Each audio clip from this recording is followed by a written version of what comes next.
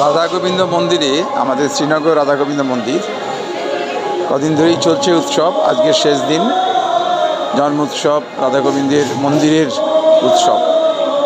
এই যে রান্নাবান্না হচ্ছে, অন্নভোগ তৈরি হচ্ছে এখানে।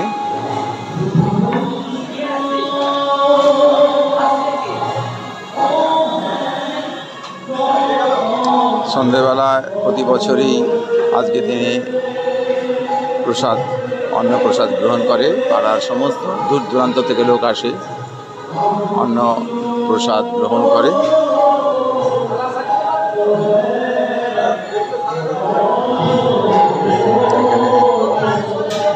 লুচি বেলা হচ্ছে।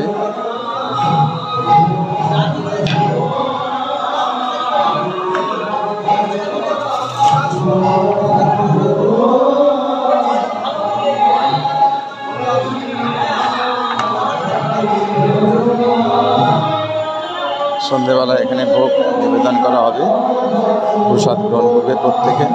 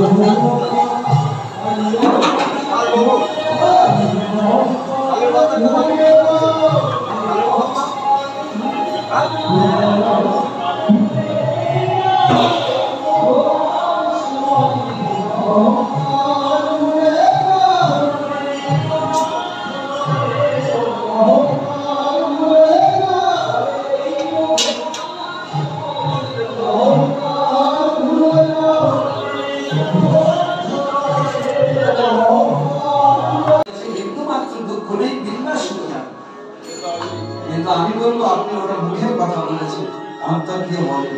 কেন? যেদিন প্রকৃত মানুষ সত্যিকারের সুখ লাভ করে সেদিন তার জন্য হরিবাসনটাও ওই 3 বাড়ি তো দূরের কথা, 3টে বাড়ি দূরের কথা, 300 বিঘে জমি দূরের কথা, এই হরিবাসনটাও তার জন্য যেন সময় লাগে। তার প্রকৃত বাসস্থান হবে কোথায় জানো? হয় পাহাড়ে নয়, পর্বতে নয়, জলে জঙ্গলে। উদাহরণ আছে। আরে বাবা, আমরা মাত্র সারা মাস ধরে হয়তো 3 জনে মিলে 5 লাখ টাকা জোগাড় করলাম। তাতে আমরা যদি এত সুখী মনে করি, রাধা গোবিন্দ মন্দিরে, আমাদের শ্রীনগর রাধা গোবিন্দ মন্দিরে চলছে উৎসব। এই মন্দিরে 35-40 কোটি টাকা করে। জিজ্ঞেস করুন সচিনরা কেমন আছে? মোটামুটি 80 টাটা বিড়লা গোয়েঙ্কা সারা পৃথিবীতে ব্যাপী ব্যবসা করছে। জিজ্ঞেস করুন কোটি কোটি দিনে ইনকাম কেমন আছে? মোটামুটি আছে। কেমন চলছে? হ্যাঁ, এখানে প্রস্তুতি চলছে রান্না, খিচুড়ি এবং তরকারি, বেগুন ভাজা।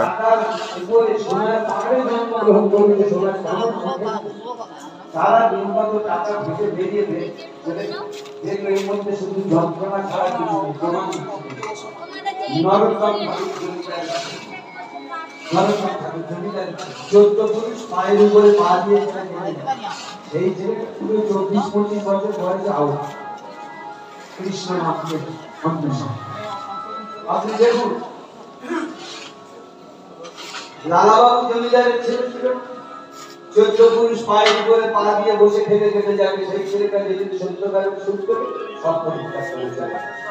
হ্যাঁ, আরো দেখুন কতগুলো উদাহরণ। যারা টাকা নিয়ে ঘাঁটাঘাঁটি, যারা টাকার উপরে জন্মগ্রহণ করেছে, টাকার পাহাড়, 14 পুরুষ যদি পায়ের উপরে পা দিয়ে খেতে বসে যেত, কেঁদে কেঁদে চলে যেত, সেই চলে গেছে। তারপরে দেখুন মীরাবাই, রাজার মেয়ে, আবার রাজার স্ত্রী। ছোটবেলা থেকে ওই যে ভালোবাসতে শুরু করলেন, বাবা বাবা, ওই যে বাজি বাজনা করে কারা যায়?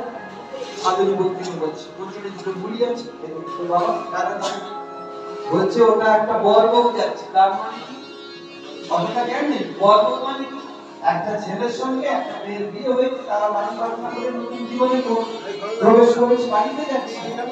বাবা আমার বর কই, বাবা আমার বর কই, আমার বর এনে দাও। বলে মা তোর এখন বর হওয়ার বয়স হয়নি, আমার বর আমি চাই না, আমি সব কথা শিখতে চাই আমার বর। এমন করে মাইনা ধরেছে, বাবা লাস্টে কি করলো, মেয়েটাকে খাওয়া মন্দিরের মধ্যে নিয়ে গেছে। তোর বরকে মন্দিরের মধ্যে দিয়ে গিরিধারী রাখতে দেখিয়ে দিচ্ছে, এই দেখ এই কথা। মানে এটা সান্ত্বনা দেওয়ার জন্য বলেছিল, কিন্তু যে পরিণতিটা এইরকম হবে বাবা কোনোদিন বুঝতে পারে। এইটা তোর বর, হ্যাঁ জাগার মতো ডাকলে বর খেতে তোর হাতে খাবে, জাগার মতো ডাকলে তোর সঙ্গে কথা বলবে, তাই বুঝি।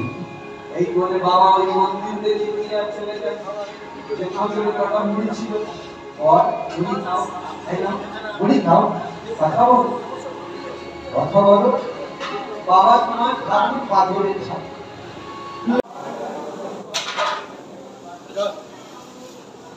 আমাদের শ্রীনগর রাধা গোবিন্দ মন্দিরের ভোগ যে বাড়িতে যায়, থালা বিতরণ হয়, সেই থালা সাজানো হচ্ছে।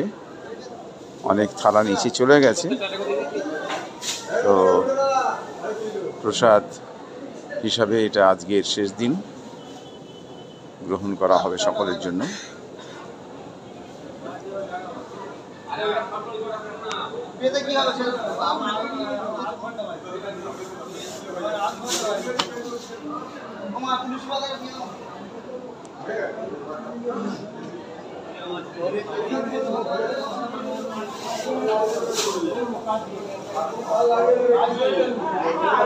এখনো রান্না হচ্ছে, এখান থেকে শেষ হয়নি পায়েসের রান্না।